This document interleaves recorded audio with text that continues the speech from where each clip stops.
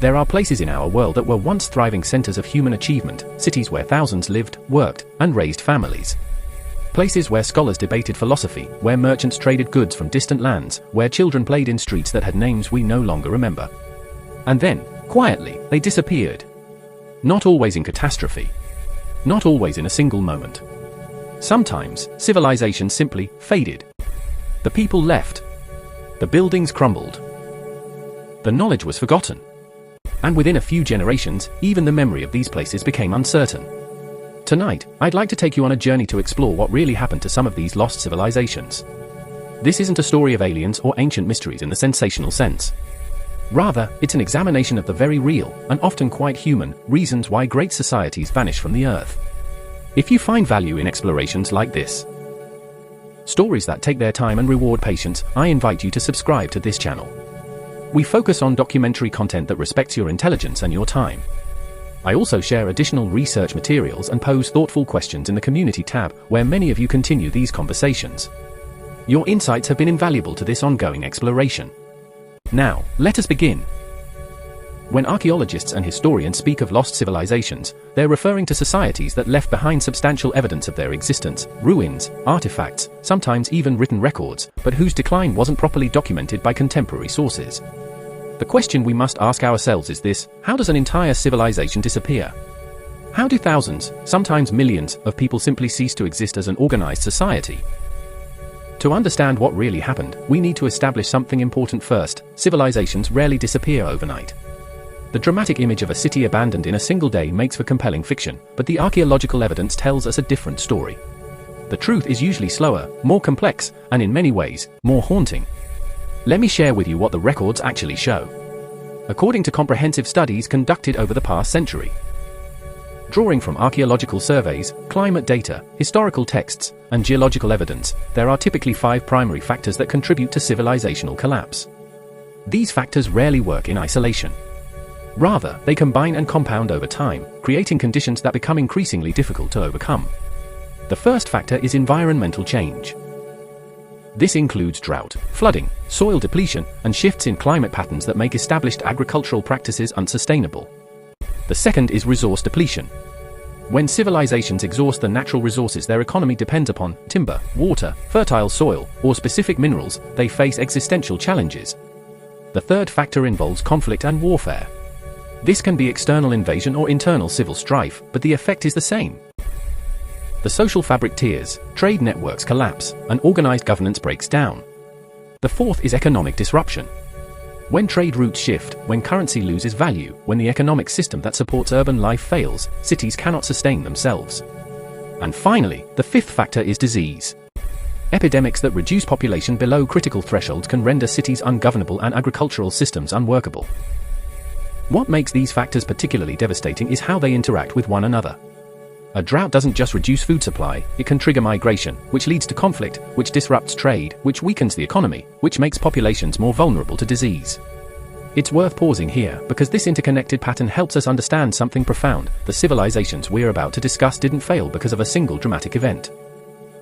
They failed because multiple systems began to break down simultaneously, and the society lacked the resilience to adapt quickly enough.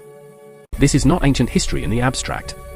This is a pattern that has repeated itself across human history, on every continent, in vastly different cultures. Which raises an important question: if this pattern is so consistent, why didn't these civilizations see it coming? Why didn't they change course? We'll return to that question. But first, let's look at specific examples. The Maya civilization of Mesoamerica offers us perhaps the most thoroughly studied example of what archaeologists call a complex society collapse. For over 2,000 years, the Maya built sophisticated cities across what is now southern Mexico, Guatemala, Belize, and Honduras. They developed advanced mathematics, precise astronomical observations, and a writing system that recorded their history in remarkable detail. And then, during what historians call the Terminal Classic period, roughly 800 to 1000 AD, the great cities of the southern Maya lowlands were largely abandoned. Not all at once. Not every city. But enough that when Spanish conquistadors arrived 500 years later, these once magnificent urban centers had been reclaimed by jungle. For many years, this was presented as a great mystery. What happened to the Maya? Where did they go? But here's what the evidence actually tells us: the Maya didn't vanish. Their descendants are still there. Millions of people who speak Maya languages and maintain cultural traditions. What vanished was not the Maya people, but rather a particular form of political and social organization centered on urban ceremonial centers ruled by divine kings. The question, then, becomes more precise: why did this system collapse? According to research published in the past 2 decades, particularly studies combining archaeological evidence with climate data from lake sediments and cave formations, we now understand that the Maya faced a series of severe droughts between approximately 800 and 1000 AD. These weren't ordinary dry spells. The paleoclimate evidence suggests these were multi-decade periods of significantly reduced rainfall. Now, it's important to understand that the Maya were not naive about water management. They built sophisticated systems of reservoirs, channels, and agricultural terraces. They understood their environment intimately. But the civilization had grown during a period of relatively favorable climate. Population had increased. Agricultural lands had expanded. Cities had grown larger and more numerous. When the droughts came, the system had no cushion. There was no surplus to draw upon. And here's where that interconnected pattern we discussed earlier becomes visible. Reduced rainfall meant crop failures. Crop failures meant food shortages in cities that depended on agricultural surplus.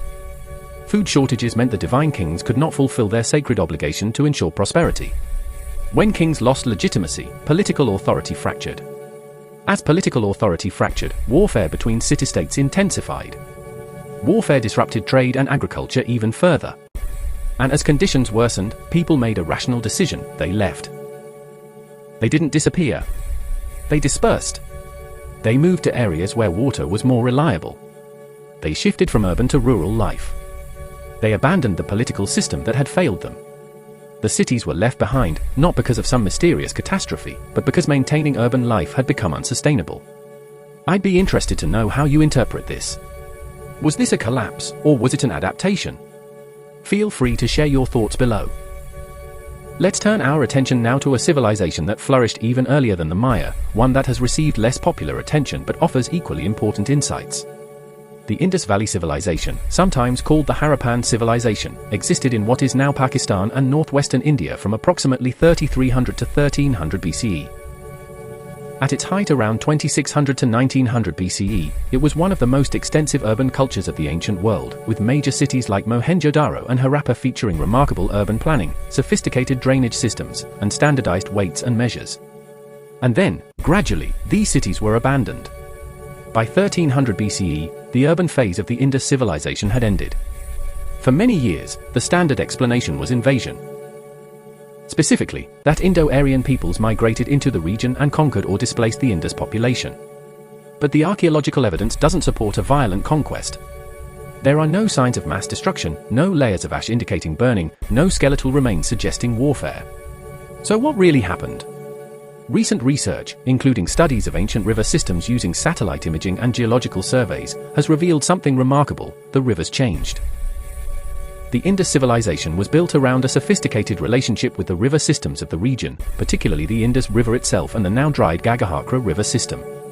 These rivers provided water for agriculture, transportation for trade, and the foundation for urban settlement patterns. According to evidence compiled over the past several decades, tectonic activity and climate changes caused significant shifts in these river systems. Some channels dried up. Others changed course. The monsoon patterns that had sustained the civilization's agriculture became more erratic. As the rivers failed, the agricultural surplus that supported urban life disappeared. Without surplus, cities could not be maintained. Trade networks that had connected the Indus region to Mesopotamia and Central Asia broke down. The urban system simply ceased to be viable. But, and this is crucial, the people didn't disappear. Genetic studies of modern populations show clear continuity. The population dispersed into smaller, rural settlements. Urban life ended, but the people and much of their culture persisted in different forms. It's worth reflecting on what this tells us. The Indus Valley civilization didn't fall to human enemies. It didn't collapse due to moral failure or societal decadence, as was once theorized. It adapted to profound environmental changes by abandoning the urban lifestyle that was no longer sustainable. Perhaps the lesson here is that civilizations are not eternal structures. They are human responses to specific environmental and historical conditions. When those conditions change fundamentally, the civilization must change as well, or cease to exist in its current form. So far, we've examined 2 specific civilizations in some detail. But this pattern repeats itself throughout human history. The Akkadian Empire, one of the world's first empires in Mesopotamia, collapsed around 2200 BCE. Climate studies suggest this coincided with a severe, 300-year drought that disrupted the agricultural systems of the region.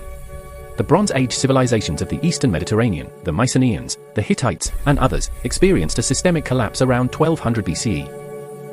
Recent scholarship suggests this was not a single cause but a perfect storm of factors: climate change, earthquake storms, disruption of trade networks, migrations, and internal conflicts all occurring within a relatively short time period. The Western Roman Empire's decline over several centuries involved similar interconnected factors: economic stress, military pressures, disease, political fragmentation, and yes, climate fluctuations during what's called the Late Antique Little Ice Age. The Khmer Empire in Southeast Asia, which built the magnificent Angkor Wat, declined after centuries of success. Recent research using LiDAR technology to map the hidden landscape suggests that their sophisticated water management system became unmanageable, too complex, too extended, and vulnerable to both flooding and drought. What all these examples share is not a single cause, but rather a cascading series of interconnected failures. Each civilization had grown during favorable conditions. Each had optimized their society for specific environmental circumstances. And when those circumstances changed, gradually or suddenly, the optimizations became vulnerabilities. There are 2 explanations historians offer for why civilizations fail to adapt when warning signs appear. One is widely accepted. The other is rarely discussed in popular accounts, but I believe it deserves our consideration. The widely accepted explanation is what we might call institutional inertia. Civilizations develop complex social, political, and economic structures over centuries. These structures represent enormous investments of resources and are defended by powerful interests. Changing them is extraordinarily difficult, even when circumstances demand it. The very things that made a civilization successful, its established agricultural practices, its trade networks, its political systems, become obstacles to necessary change. The less discussed explanation is more unsettling. Perhaps these civilizations did recognize the problems. Perhaps their leaders and scholars understood exactly what was happening. But the solutions would have required short-term sacrifices that were politically impossible, or would have demanded abandoning the very things that defined their civilization's identity. How do you tell a population that has invested everything in urban life that they must return to rural existence? How do you convince people that the system their ancestors built, that defines their world, must be fundamentally restructured? We've traveled through time tonight, examining civilizations separated by thousands of miles and thousands of years. Different cultures, different technologies, different belief systems. Yet the pattern of their decline shows remarkable similarities. This raises the question that I suspect has been forming in your mind throughout this exploration. What does this pattern tell us about our own civilization? I want to be clear about something. I'm not suggesting that our modern global civilization is on the verge of collapse. That would be neither accurate nor helpful. But I do believe that studying these historical patterns offers us valuable perspectives. Our civilization is, in many ways, unprecedented.